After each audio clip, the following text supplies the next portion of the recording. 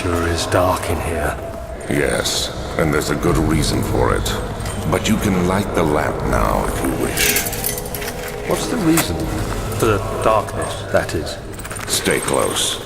Be careful not to stray. What's the reason? Why is it so dark? Pay attention, Daniel. It's important that you keep going straight and make sure not to stray.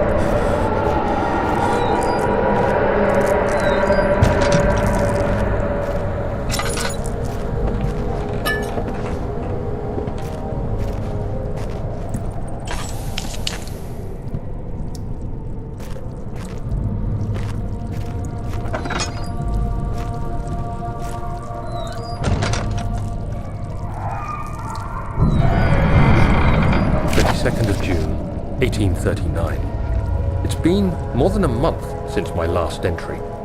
After the event inside the underground chamber in Algeria, Professor Herbert insisted I return to England. He said he didn't want to risk forfeiting the entire expedition lest I took a turn for the worse. An excessive decision, in retrospect. But I'm glad it turned out that way. I found my journal this morning in the haphazard collection of things brought home from Africa. Next to it lay the broken stone orb wrapped in cloth. I tried to assemble it, but couldn't. The pieces wouldn't fit together, as if they weren't from the same object. Could I have imagined it all? Was there ever a complete orb?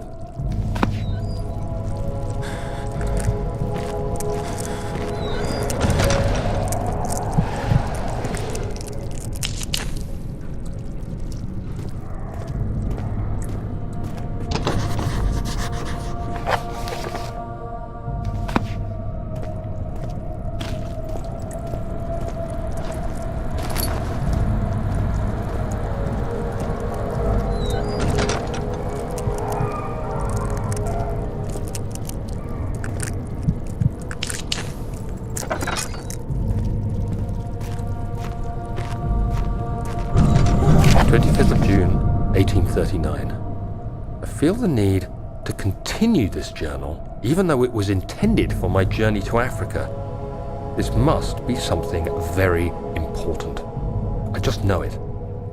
I've taken it upon myself to piece the orb back together, but it's been more difficult than one might think. The pieces are behaving strangely. They seem to change color, shape, and texture, but ever so slightly. Yesterday, I took careful measurements and notated any significant markings. Today, I confirmed my suspicions. They were changing. I was terrified and rushed off to see the finest geologist in London, Sir William Smith. I approached the subject with care and we discussed how rocks change form. He told me about the nature of glass, how it eventually collapses on itself, like ice slowly melting over the course of centuries.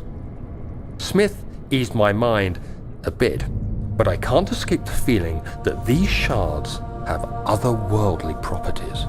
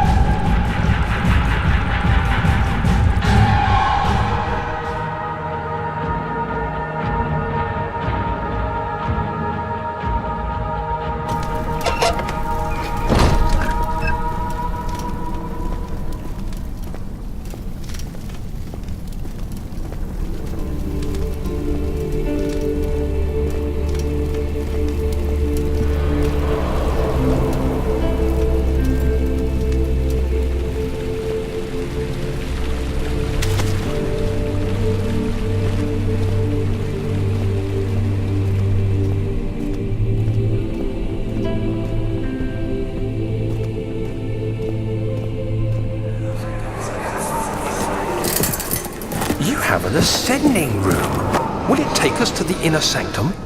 It will definitely take care of the vertical part of our journey. So, you have ridden an elevator before? Yes, the Colosseum at Regent's Park has one. It takes you to the gallery where you can view the panorama. Good.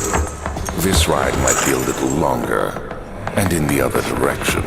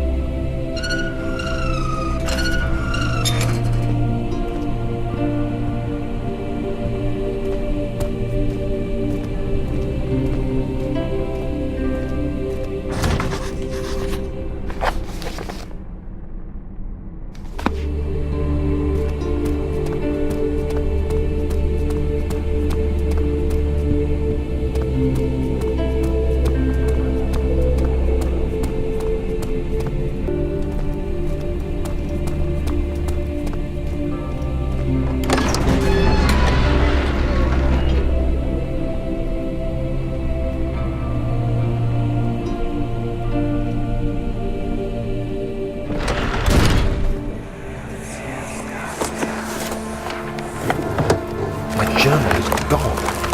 What would they want with my journal?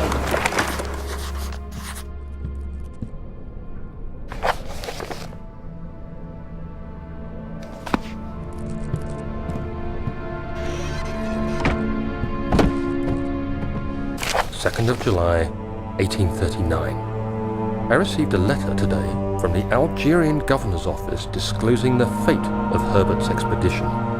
About a week after my departure, Abdullah, one of the men traveling with us, returned from the desert. He was badly injured, as if maimed by a lion. The man rambled deliriously about the expedition being attacked by something horrible. The French quickly dispatched a search party to look for the expedition. After searching for days, they found the camp abandoned without any trace of Herbert or his men. Tomorrow, I'll retrieve the things they recovered from Herbert's tent at the customs house. I don't know what to make of it, but I'm worried for him.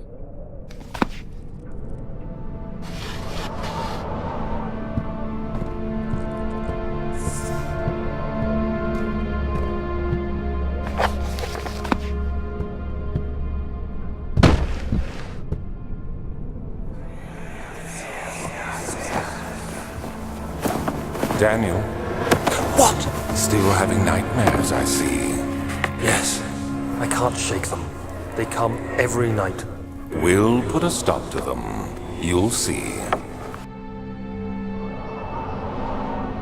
3rd of July, 1839. Today I picked up Herbert's things at the customs house. I dug through the trove of documents he had carried and found a log detailing the expedition. The nature of this text ranged from quick notes to colourful accounts of transpired events. I skimmed the pages, trying to figure out what might have happened. May 17th, the day I was trapped inside the orb chamber, Herbert dryly states, "Recovered Daniel after 1 hour of entrapment." This confused me greatly. I was suffocating within minutes. How could I have lasted an hour? I continued reading the peculiar text. Herbert states his facts without judgment or passion, but suddenly I could read frustration into his text. He pushed his men to investigate the underground tomb, an effort which seems to have strained the minds of his men. Madness spread through the ranks, and Herbert had to take some extreme measures to continue. He finally visits the chamber himself, where he retrieves the orb to the surface. His account confuses me greatly. If he has the orb, what are those pieces in my drawing room?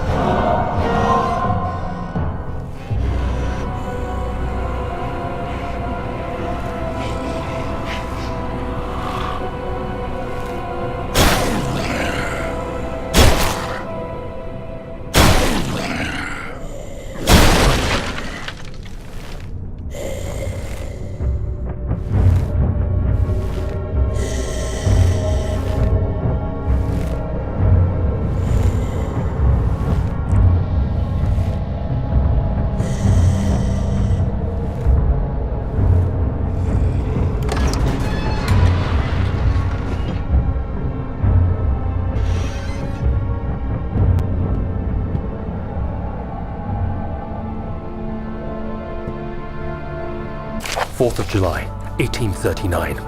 It's done. The orb is assembled. I was awakened by an exhausting nightmare.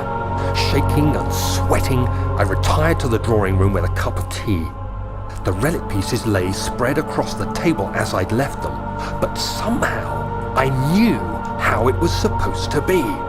I fetched the tar, which I had prepared to fix the pieces together, and without fault I joined them, producing the orb I remembered so clearly. The tar proved unnecessary. It was pushed out from the joining pieces as they merged on their own, with no adhesive.